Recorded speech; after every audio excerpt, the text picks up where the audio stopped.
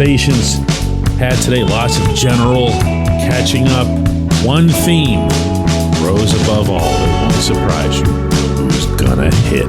Good morning to you. Good Tuesday morning from Fort Myers, Florida. I'm Dejan Kovacevic of DK Pittsburgh Sports, and this is Daily Shot of Pirates. It comes your way bright and early every weekday. If you're into football and or hockey, I also offer daily shots of Steelers and Penguins in the same place that you found this. Twins 5, Pirates 1 in the last of the meaningless Grapefruit League games.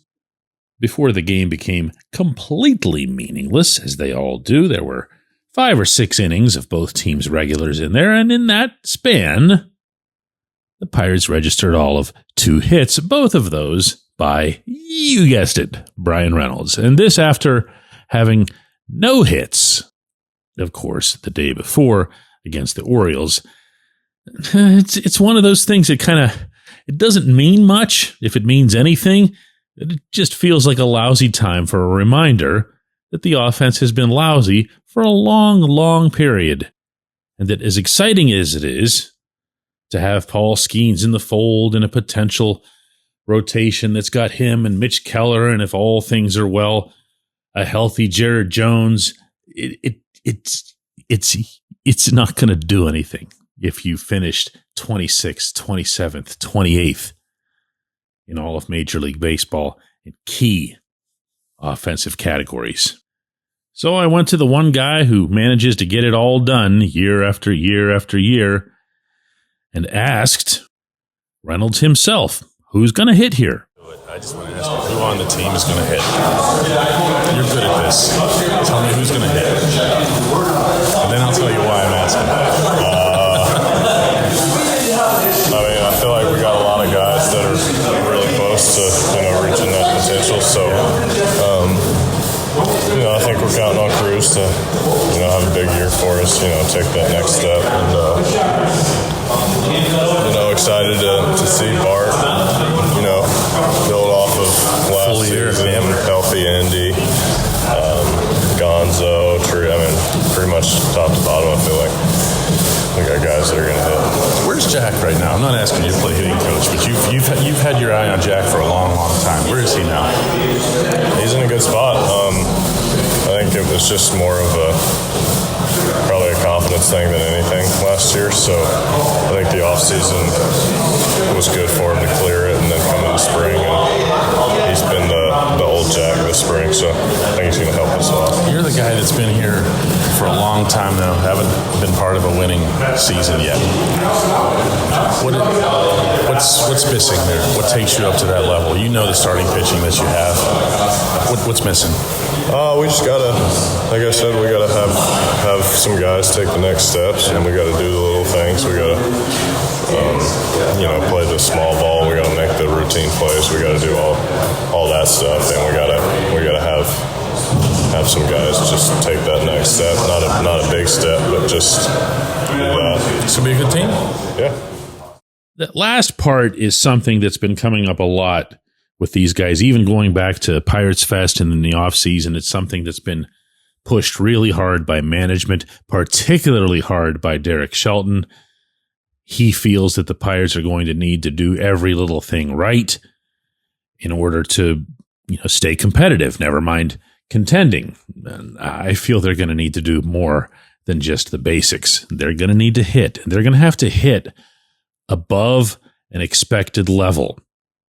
And for that to occur, you're going to need some pleasant surprises. It can't just be Reynolds doing his thing. It can't even be something like Kutch coming back with another 20 home runs at age 38 this time. It's got to be, O'Neill Cruz busting out, like you heard Reynolds suggest. It's got to be Joey Bart getting it done over 162, like you heard Reynolds suggest. It's got to be a super giddy Andy Rodriguez making the most of his season after the lost season. He hit the ball really well down here all spring long. It's got to be the health of Ke'Bryan Hayes. It's got to be incremental improvement in consistency for Nick Gonzalez. But more than anything, it's got to be, and you heard me and Reynolds bring him up there, Jack Suwinski.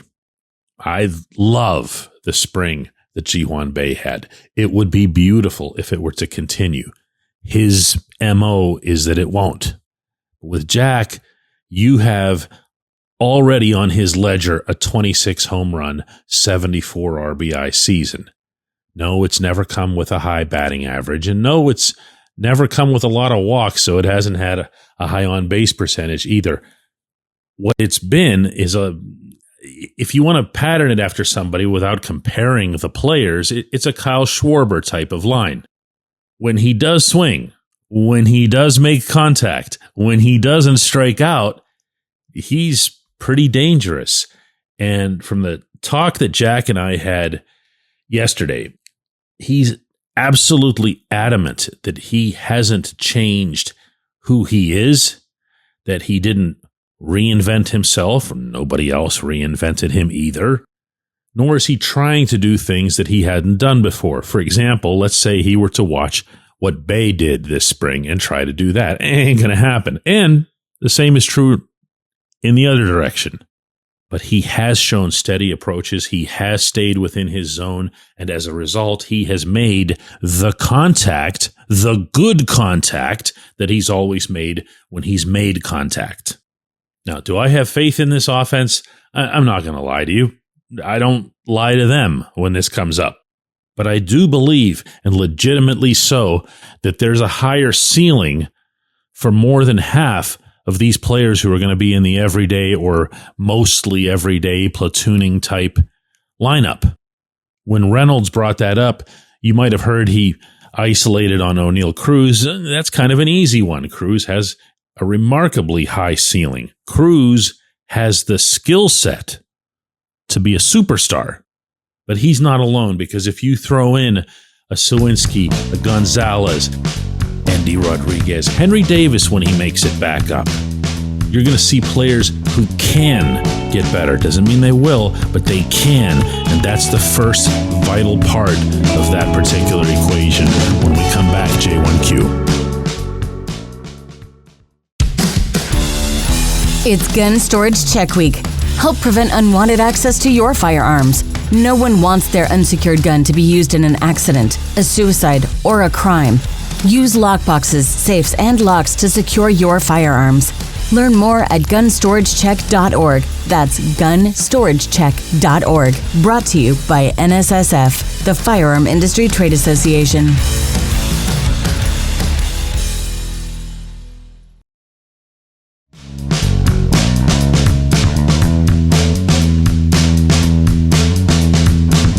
J1Q comes from Paul, who asks, DK, do you ever talk to players about the concept of the salary cap system, meaning the ceiling and the floor? They have to be able to see the imbalance of the system as it is. I'm not asking for names, just if the players show a general understanding. Great job from the entire team at DK Pittsburgh Sports this spring, including the financial report. Paul, the players do take an interest in the business side of the sport, maybe more than in others. If I had to rank our three major professional sports in terms of this thing right here that I'm describing, baseball players would be the most interested, football players would be the second, and hockey players could not care less. They are just so into hockey. It's all consuming for them. I had a player ask me yesterday about our special report, found it interesting, asked a couple of questions about it, and I'll leave that right there. But to what you're asking in particular there, what you're asking about the salary cap or the arguments of the merits of having the ceiling and the floor, and if there's a floor, the Pirates would be forced to spend more, and there would be more revenue sharing so that the Pirates and other teams could afford to be there and all that other stuff. The answer to that one is a great big no. And the real reason for that is not that I would avoid the subject. It's just that I know better than to try to talk about it, because it's not going to go anywhere. If there's one thing that the baseball Players Association is really good at, and they're not good at everything, but they are at this. They keep everybody in line. They make it sacred, really, toward being a good teammate, even though their team is the one that suffers. But I digress. Tony Clark and his people have gotten that stuff down to a science. Before Tony, Don Fair and his people had gotten it down to a science. The agents are all in, even though the agents compete in a really nasty way at times for their relative business. This is one area where there is no disagreement, no dissonance. Nobody saying, wow, if only there was a salary cap system, then we, the Pittsburgh Pirates, would have a better chance at winning a World Series. This thing that we're practicing for and playing toward every single day. Doesn't matter. Doesn't matter. There's nothing you can say. It's as close to a political climate as you'll get in sports, meaning there's just no wavering, no changing. No matter how many different ways somebody will prove to you that you're wrong, you're not going to change your mind. But again, to emphasize that the one player asked about our special report, and others have asked in the past, obviously over the years, about the Pirates spending, about what it is that they have or don't have, and there will be dialogue to that effect. Nothing that, is kick up the dust, throw down the gauntlet, rebellious in its tone. Just asking questions. I appreciate your question. I appreciate everybody listening to Daily Shot of Pirates. We'll have another one of those from here in Florida tomorrow.